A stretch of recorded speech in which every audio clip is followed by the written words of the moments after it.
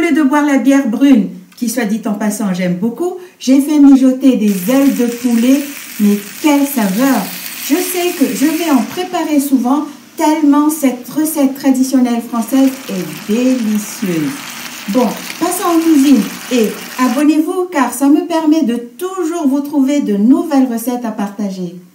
On y va!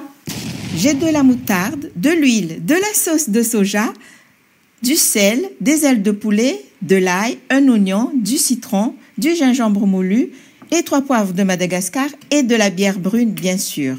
Je fais de la place parce que j'ai besoin de mon plan de travail. Puis, dans un bol, je vais faire la marinade du poulet. Là, j'ai choisi des ailes de poulet, mais vous pouvez choisir ou des cuisses de poulet ou des blancs de poulet parce que de toute façon, avec ces bons produits, ça va être bon. Donc, j'ajoute de la moutarde, ensuite de la sauce de soja. Je presse le jus d'un demi-citron. Après, j'ajoute du gingembre moulu, une bonne cuillère à soupe de gingembre moulu parce que le poulet adore le gingembre. Et enfin, je sale. Je mélange tout ça consciencieusement pour que tous les ingrédients s'imprègnent mutuellement de leur sucre et je vais laisser mariner pendant 30 minutes. Donc pour cela, je recouvre d'un film transparent et je laisse au frais. Je vais maintenant m'occuper des oignons. J'émince très finement un gros oignon. Ensuite, je vais garder ça de côté dans une assiette. Je fais la même chose avec des gousses d'ail rose de Billon parce que j'habite non loin de Billon en Auvergne. Donc, il est bon d'utiliser les produits locaux et c'est très bon, c'est très parfumé. Je garde ça dans l'assiette avec les oignons émincés.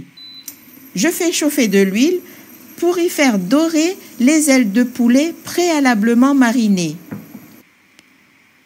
Je m'arrange pour que tous les morceaux soient en contact direct avec la poêle pour avoir un résultat uniforme lors de la présentation.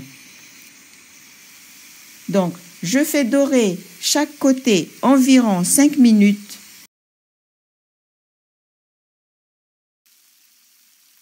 Je m'assure que toutes les faces soient correctement dorées, puis je réserve dans une assiette.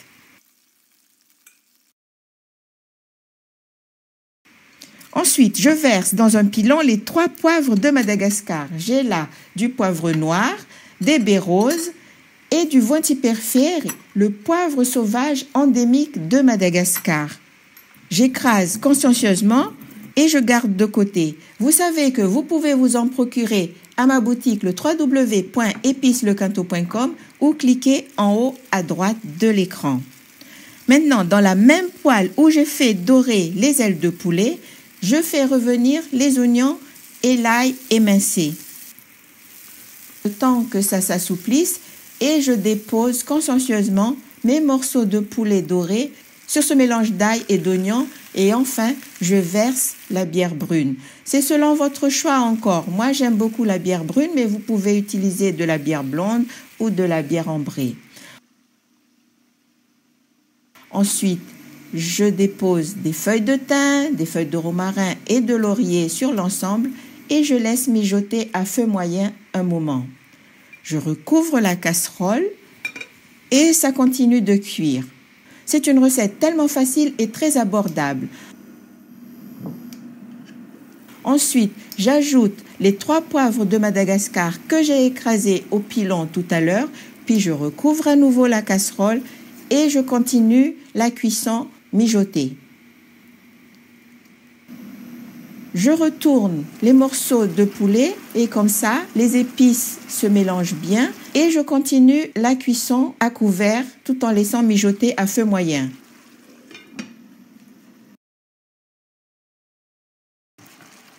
Je répète cette action en remuant de temps en temps jusqu'à ce qu'il ne me reste plus que du poulet tendre dans une sauce épicée et légèrement épaissie. Maintenant, on peut servir le poulet à la bière accompagné de riz nature et d'une salade de carottes râpées.